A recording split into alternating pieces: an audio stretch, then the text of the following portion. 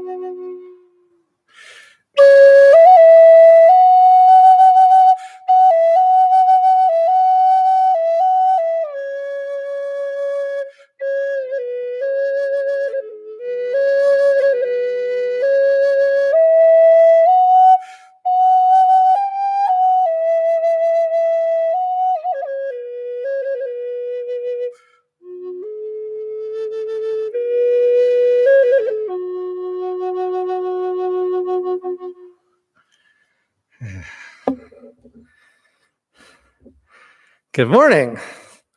Welcome to our service of worship today, the service of worship of the UU Congregation Fellowship of San Dieguito. Our gathering is virtual, but our connections are real. During the service, we encourage you to keep your devices on, contrary to normal protocol when we tell you to turn everything off. We have set you all to mute, but you can make comments and exchange comments via the YouTube chat box, which I think is on the right-hand side of the screen. So we encourage conversation and connection. This is all about making those invisible connections visible and active and alive. The UU Fellowship of San Dieguito is not a place. It is a people. It is a people bound together by covenant, bound together by shared values, bound together by a dream of a world made more loving and fair. Over the centuries, has the UU tradition developed, gathering along the way wisdom and power from many sources. Using all of this, we form a community that welcomes everyone, no exceptions, no boundaries, no walls. I wanted to thank Dana Freehoff for all the work she did in preparing for this, and then her wise choice to not be present here today. I wanted to thank Tracy Weiss, our administrator, and all the work she did to prepare for this, created a few little paper orders of service that have the website rather than the physical address on them as a reminder of what we did today. I wanted to thank Chris Lehman and Katie, who prepared music for this service and then wisely decided that they needed to stay home today. They helped put this together. They helped frame things and be a part of the team. They're important in their work that they did needs to be appreciated. All are sheltering at home today. Joe Cantrell is here today running the equipment, but he is definitely distancing. He has a very serious filter on his mask on and is working the equipment at a distance from me. We have not physically been close to each other, so that's very good. Alison Aguilar Lopez Gutierrez McLeod is also not here today, but she will be leading virtual events all week and for weeks to come through the Zoom platform. So if you want to connect with her on one of these events, you'll need to download the Zoom platform, and there will be information about how to do that on our website and through the RE email exchanges. Saturday and Tuesday evenings, she will be running youth group 7 to 8:30. Wednesday is Emerging Adults, a group gathering on Zoom, 7 to 8:30. On Monday, Wednesdays, and Fridays, you can share a bedtime story with Allison at 6:30 p.m. And Adult Owl will start in some upcoming Sunday, time to be determined. That information will be shared by those who have registered for the Adult Owl. You'll find the instructions of how to connect on our website, UUFSD.org. I'm serving as worship leader this morning. Thank you for joining together under these unprecedented times of uncertainty and danger. I've been mulling over the metaphor of being in wartime. It's not evil in the way that war is, in which human beings must be killed. Instead, this is a war against a virus in which human lives are trying to be saved. We're trying to save human lives, save human beings, protect one another. And so I hope all of you are safe. I hope all of you are taking seriously this commitment, this duty to protect one another and help prevent the spread of the disease. The main theme today is making visible the invisible. Our gathering is virtual, but our connections are real. And to make that more tangible, I would like you to sing. I am going to sing the song Gathered Here. If you're one of those special people who have the gray hymnal in your house, it's 389, number 389, Gathered Here in the Mystery. I'm going to sing this song through 3 times. I'd like you to rise in spirit, rise physically and body. Know that many people are joining you. I think the last count we had over 80 people. How many people do we have now who have gathered? How many? 101 people are connecting through the internet. Feel the presence of those people. Imagine 101 voices joining in you and joining with me as we sing this song.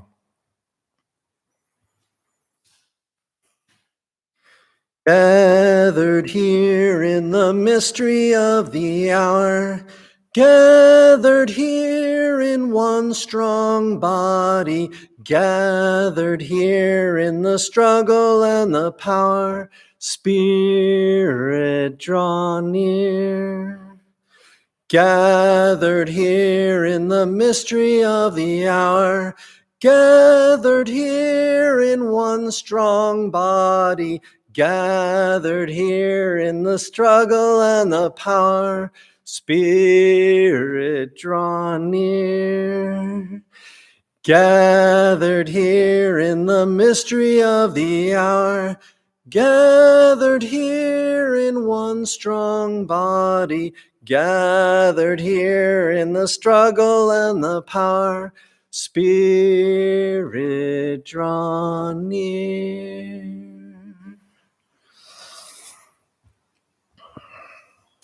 The reading for the Chalice lighting this morning is adapted from a quote by Jamie Torkowski. I encourage you, if you have a chalice in your home, to light that also, or to think in the future, if we live stream services, when we live stream services, which we will do, that you have your own chalice so that you can have the flame present. We also have here our congregational chalice, a symbol of our community, a symbol of our fellowship and of our heritage and of our hope. It links us to people around the globe. Today we light the chalice to remind ourselves of this truth. Conversations are not canceled. Relationships are not canceled. Love is not canceled. Songs are not canceled. Reading is not canceled. Self-care is not canceled. Hope is not canceled. When so much is ending and so much is at risk, may we lean into all the good that remains and endures and see how it shines.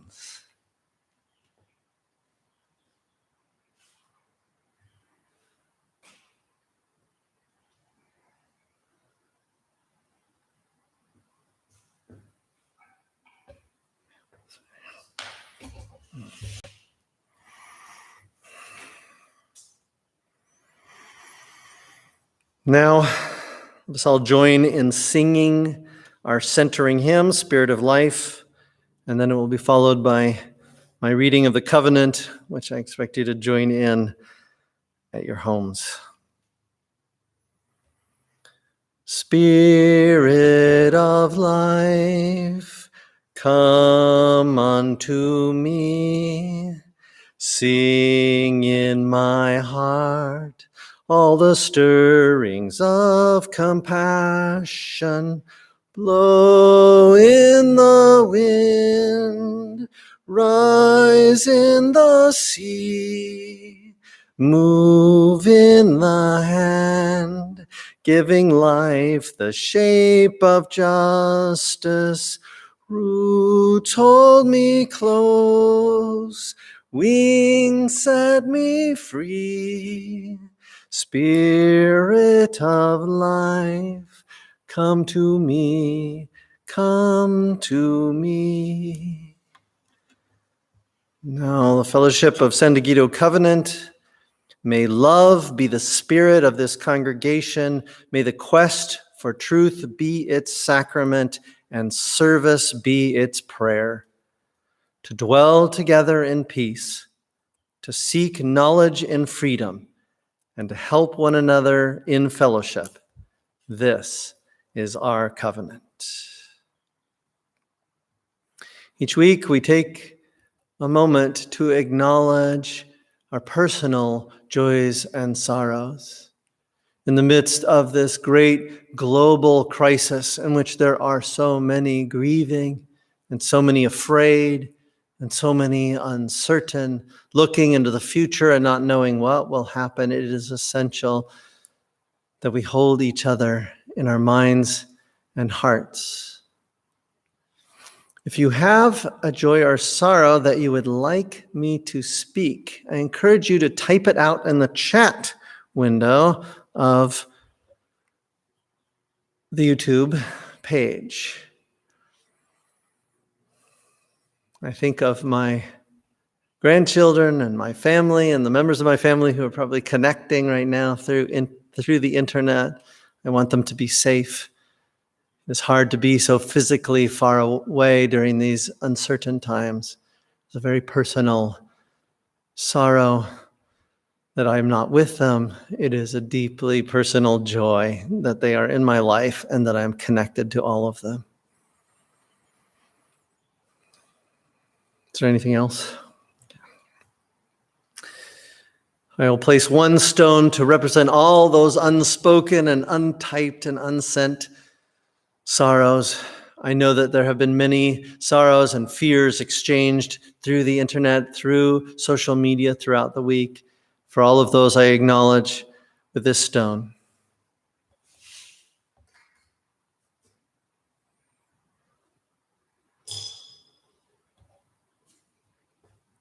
And then to acknowledge the joy that flows through our communion, through our connection, through our community. I pour water. Like the sound of the rain that has been pouring on San Dieguito, on Encinitas and Solana Beach and Carlsbad, Del Mar, all around San Diego County.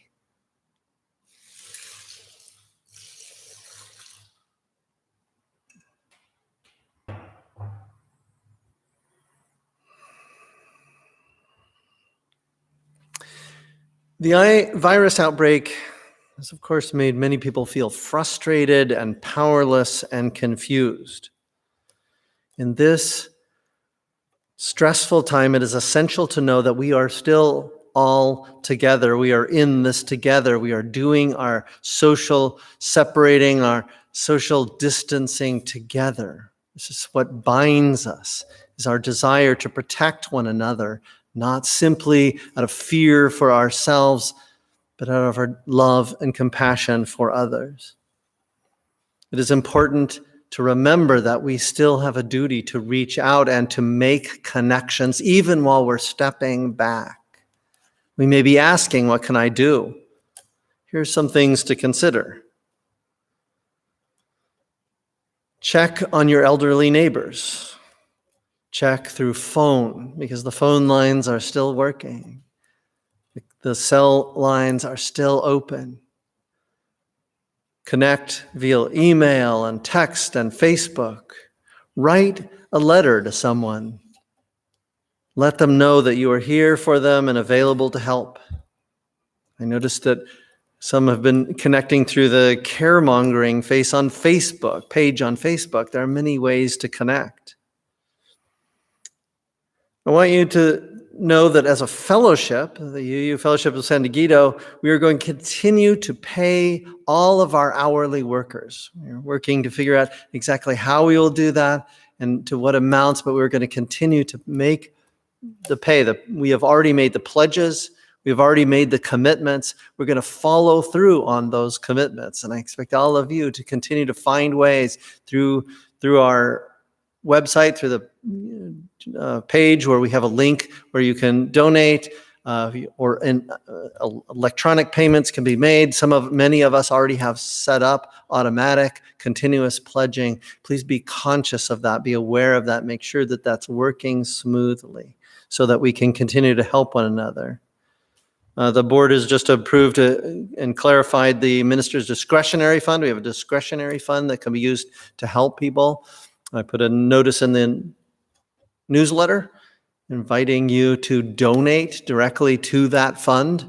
It's a dedicated fund, donor restricted fund. So if you donate to that, we can use that if the need should ever arise to help someone within this congregation. If you have house cleaners or dog walkers or trainers or services that you have been using before and are not using now because of social distancing, I encourage you to still go ahead, send them some payment. If you can afford it, send a payment and maybe a little extra to help them through these hard and difficult times. Blood donation is still possible. Red Cross is facing a shortage, and medical supplies will be needed. And as you know, each Sunday, we usually bring food for the people in our community who need assistance. It is more important now than it was even before to continue making donations to those who are in greatest need of assistance. You can make donations directly to the Community Resource Center. We're posting a link to them. They're doing a special campaign because their contributions and their fundraisers have all stopped. We need to make sure that contributions go into that, to the Community Resource Center, one of our key partners. Also, the San Diego Food Bank, Interfaith Community Services, other faith-based organizations. Reach out, use what resources you have to help others. The resources are available. The power is available. We can make a difference.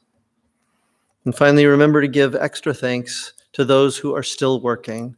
When you see delivery people out, in a sense, risking their lives just to bring packages to your home, to make deliveries from grocery stores, give a little extra to those people, give encouragement to those people. Know that they are doing difficult work. Think about the doctors and the nurses and the first responders, all the men and women who must go to work, who are continuing to go to work during this pandemic to help all of us fight and destroy and end this great threat to everyone. So we do not pass the baskets today. We encourage you to exercise this all-important act of generosity, understanding that no one owns anything and that we all must share so that all may live.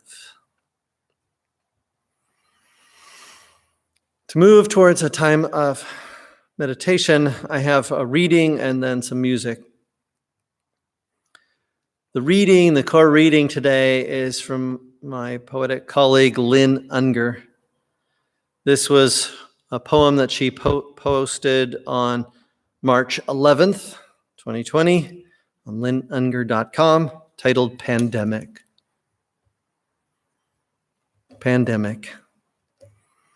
What if you thought of it as the Jews consider the Sabbath, the most sacred of times?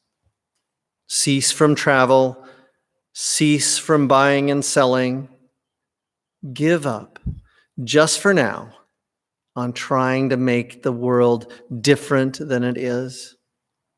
Sing, pray, touch only those to whom you commit your life. Center down. And when your body has become still, reach out with your heart. Know that we are connected in ways that are terrifying and beautiful. You could hardly deny it now. Know that our lives are in one another's hands. Surely that has become clear.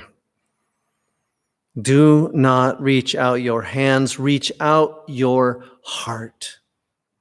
Reach out your words, reach out all the tendrils of compassion that move invisibly where we cannot touch. Promise this world your love, for better or for worse, in sickness and in health, so long as we all shall live.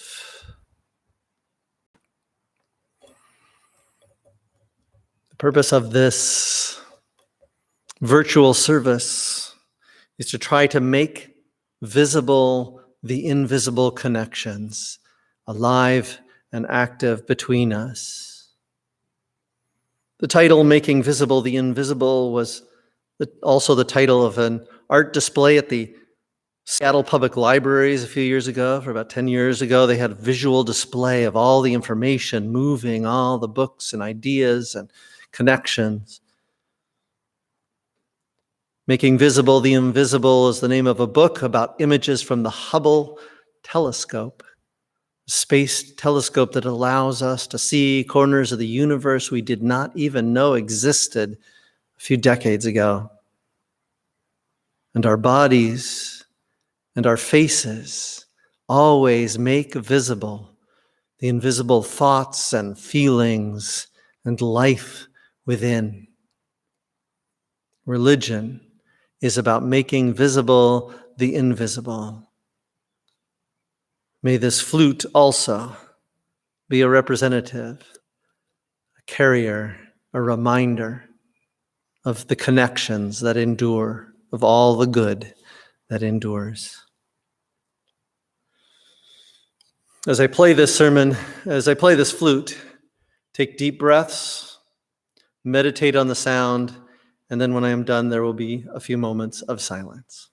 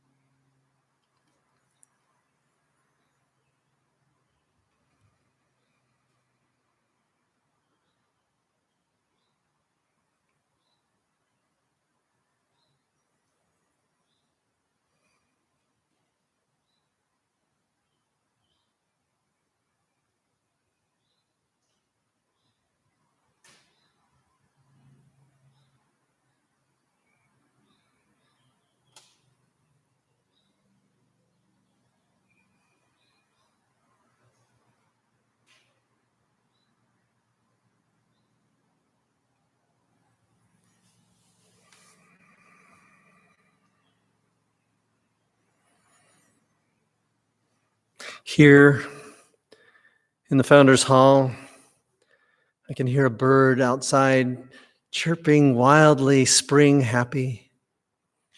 I can hear the distant, susurrus sounds of the traffic. I can hear creaking in the building as the sun warms it. I imagine I can hear all of your bodies breathing, centered, calm, and hopeful.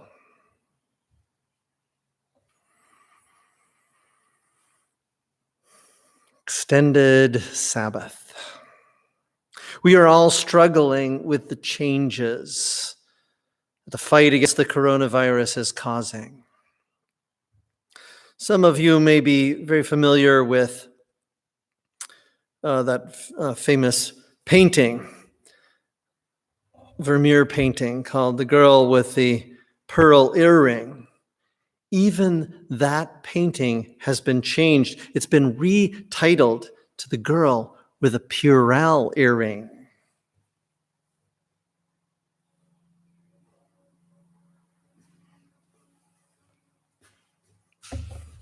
It's not a sermon unless I add at least one pun or joke. Of course, not everybody is feeling troubled by this shut down world of COVID-19 pandemic. I heard one man who, reflecting on the fact that we were all supposed to engage in social distancing, said, "How fantastic. Introverts unite," he said. "I've been social distancing for years, and now it's fashionable, even patriotic." And then there's Reverend Lynn, who invites us to think about this time not merely as one of great cessation, not a time of deprivation. Instead, she says, see this as a holy Sabbath, the most sacred of times. Cease from travel, cease from buying and selling, give up just for now on trying to make the world different than it is. And then do sing, do pray, touch only those to whom you commit your life and center down. My UU colleague, Anna Levy-Lyons, wrote a book titled No Other Gods. And in it, she tells about a workshop that she led about the ideas of Sabbath. The Hebrew term is Shabbat. It's the fourth of the 10 most famous commandments of Jewish scripture. That commandment is this: observe the Sabbath day. Keep it holy as your God commanded you. 6 days you will labor and do all your work, but the seventh day is Sabbath for your God. Do not do any work, you or your son or your daughter or your male servant or your female servant or your ox or your donkey or any of your animals or the stranger who is within your gates, so that your male servant and your female servant can rest like you. Sounds a little bit like pandemic protocols. Although some of us are working remotely, the idea is to extend this idea of Sabbath, of resting. It talks about not buying or selling, and of course the reason that you don't buy or sell is not that buying and selling, that the buying is work necessarily, but that by trying to buy something, you're causing someone else, cashier, to work. That idea of thinking about everyone, about understanding that everyone must do this. Of course, not everyone can take a full Sabbath. We have decided that we must protect one another by keeping some people on duty, but then we give them Sabbath other times. In her workshop, Reverend Levy-Lyons asked people to imagine a day of no work of any sort. No shopping, no errands, only relaxation, only games or ambling walks. And the day might include a nice meal with family or maybe closest friends and neighbors. maybe sacred time with religious community. She asked the participants to imagine this day and then to describe how they felt after imagining such a day. One very busy lawyer in the group responded, "It felt terrifying." And so it is, we are often addicted to business and distractions. We feel a need to get things done. Many of us would find it very hard to eliminate a whole day from our scheduled week just to see the holy, just to see the beautiful and good and do nothing else. I'm not quite as literal as some Mormons and Jews are in watching the Sabbath, honoring the Sabbath, but I do have one. It doesn't begin on Sunday morning because I do a lot of work on Sunday morning and often late into Sunday afternoon, but eventually by Sunday evening and all the way through Monday evening, I try to do nothing, to do little. I do take walks, I go on hikes, I will drive to special places and go on long, extended journeys. As an introvert, it's pretty easy for me to do that kind of work.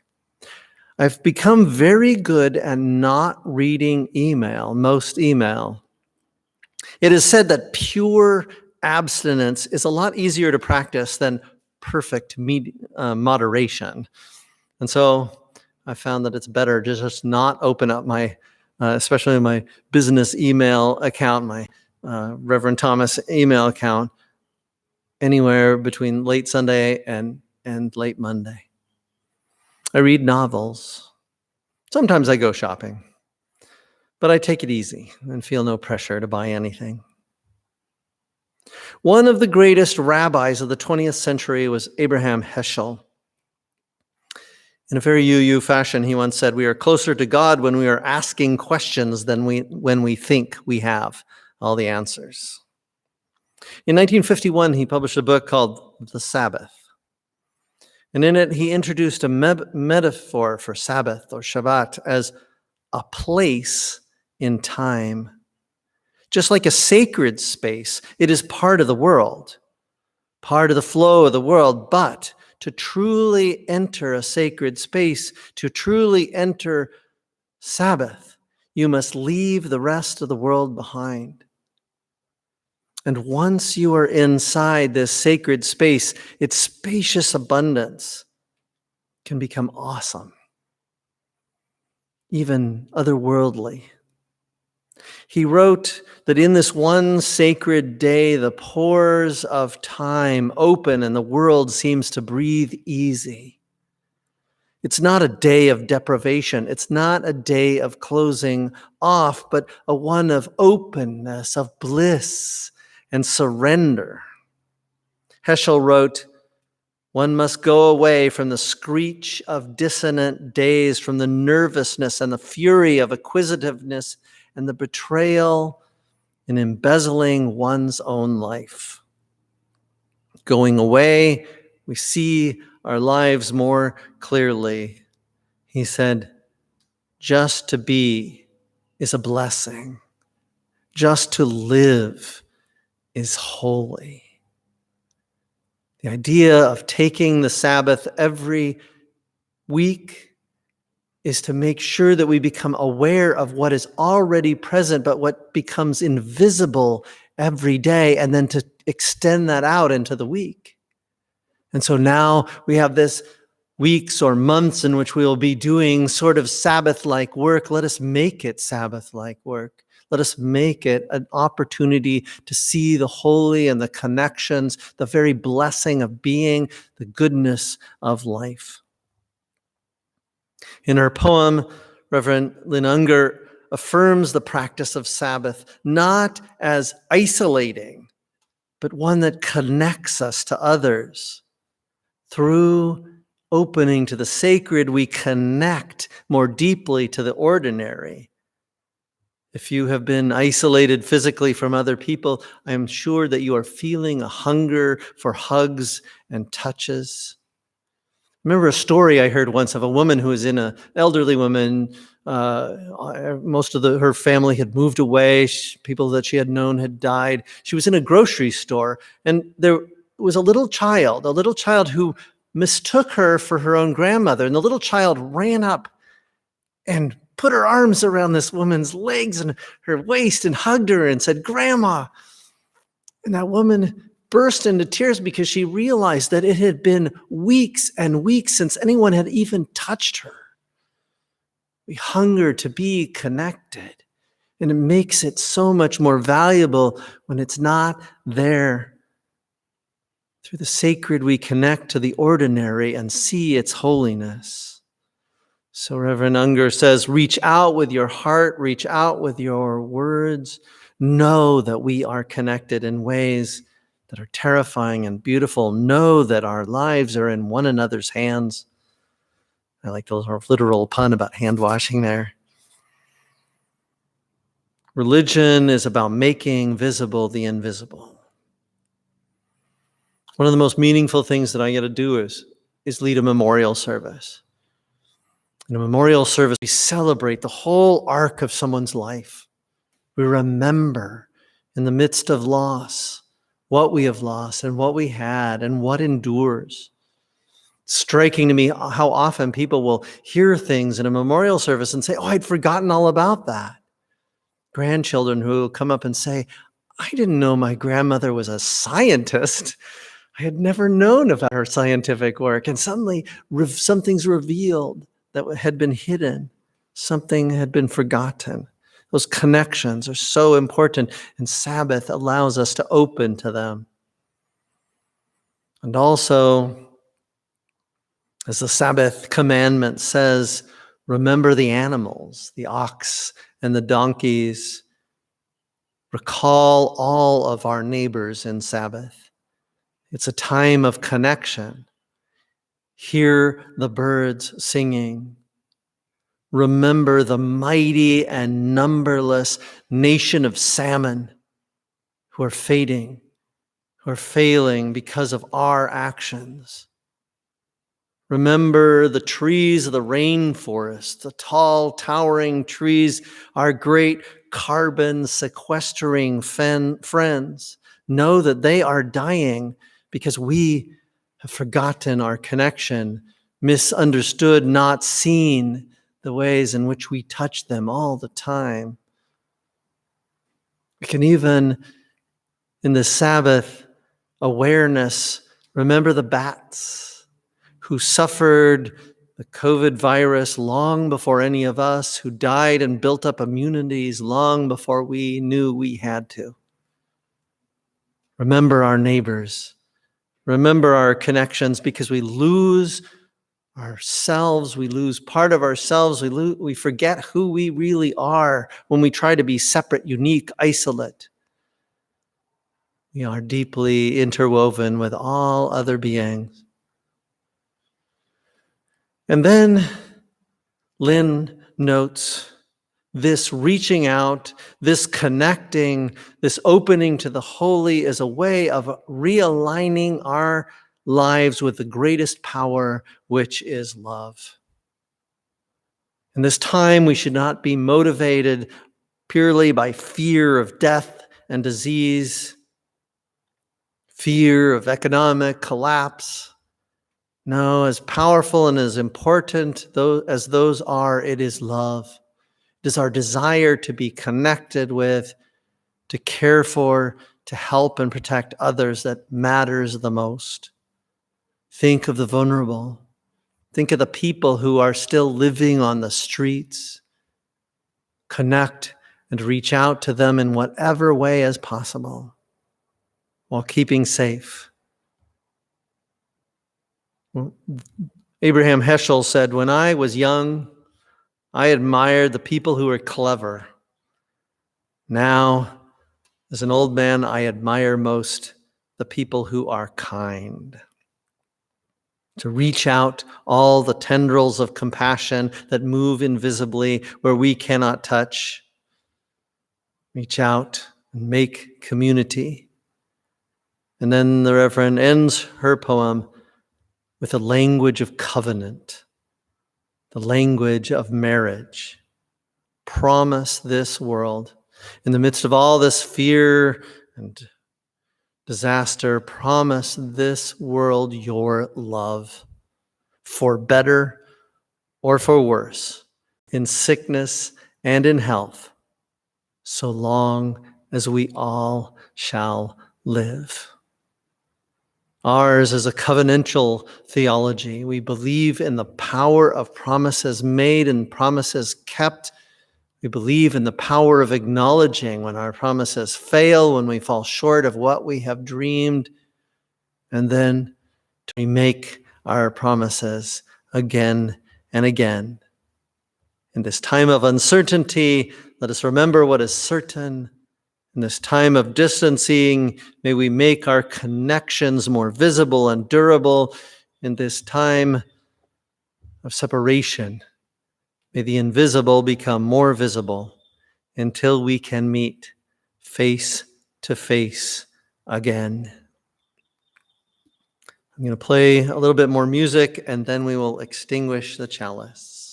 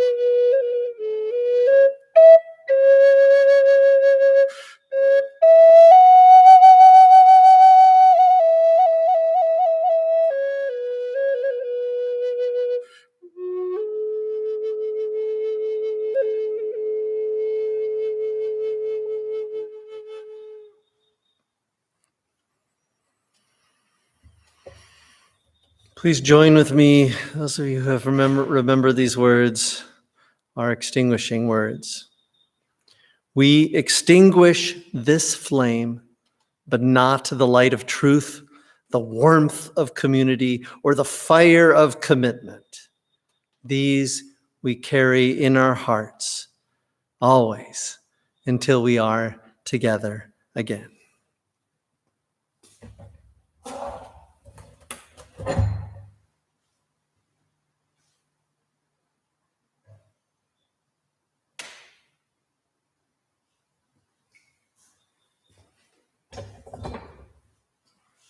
Thank you. Go in peace.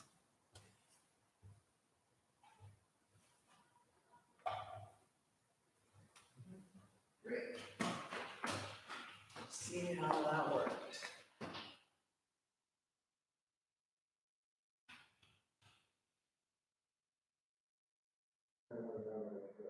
Should have added one little statement at the end, please.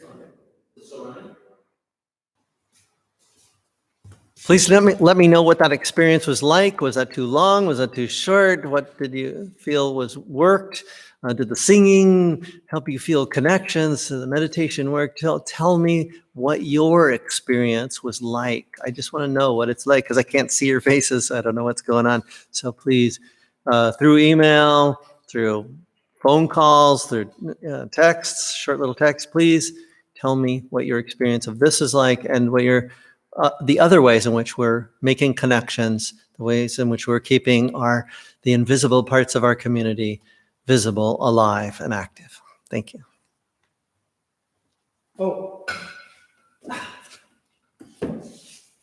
Still streaming?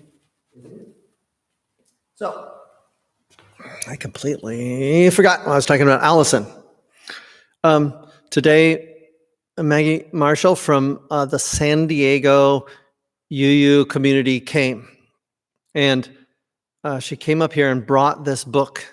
She wanted to give it as a gift. The First Unitarian Universalist Church of San Diego knows that it is blessed by your gifts of leadership to our parents and children. Apparently, Allison went down. They needed some help in creating a special resource of books that would help with their journey to wholeness, their anti-racism, their multicultural programs. They wanted to help families who had multicultural connections. And they put this together. It has all these thank you notes on it. And it has a little piece here that has the list of all of the books that she most highly recommended to them. And so that is part of it. They have pictures of the garden. There was a garden theme when they put this together, and they exhibited the book. It's a book cart that they have in their congregation. They share the books with others, and they have pictures of that. And then there's a number of thank you notes. And then inside the book, this book has more. There's a little thing here that says, Allison, may this also be a sacred place to store some of your magnificent new ideas and visions for the future. A book for seed plantings. And there's a note. Allison, you have lifted the children, our parents, the Journey to Wholeness team, our ministers, and really the entire congregation at First Unitarian Universalist of San Diego. I bring you a special gift filled with notes of gratitude for your inspiration, your vision, and how we could better support children and their families through books, educating us on authors and illustrations that demonstrate our UU values and the true purpose of the journey to wholeness, the journey to a multicultural, multiracial community. She talks about more about the experience and what Allison had done for them. And then she said, when we launched the chart during our service the last week in January, I made a thank you card for you. All our parents, Parent Lounge wanted to sign it, and it grew with gratitude into this book. Your art, your understanding of children's literature, what words and pictures do for children, and your bravery is so deeply appreciated by First Unitarian Universalist of San Diego. Your UU roots are felt throughout our larger UU community. You are a treasure. So I wanted to make sure. There's also a neat little flower that was part of their garden and has more words on it. All of this will be in Allison's office on her desk. When she is able to physically come in, she will see it. And then all of us need to be aware that our ministry, our commitment to her work has planted seeds in other congregations, and that we are deeply connected. That's often very invisible, the ways in which we nurture other UUs, the ways in which we are a source of strength and inspiration to other UUs. And this is one very tangible way of making visible the invisible.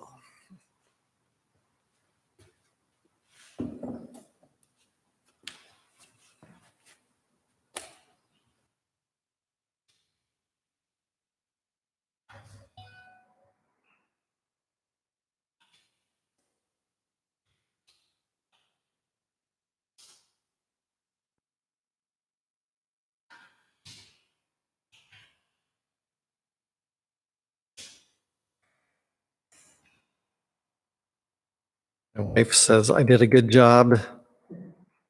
Al Braun is excited that it was working. So I've gotten a few text messages. Keep connected.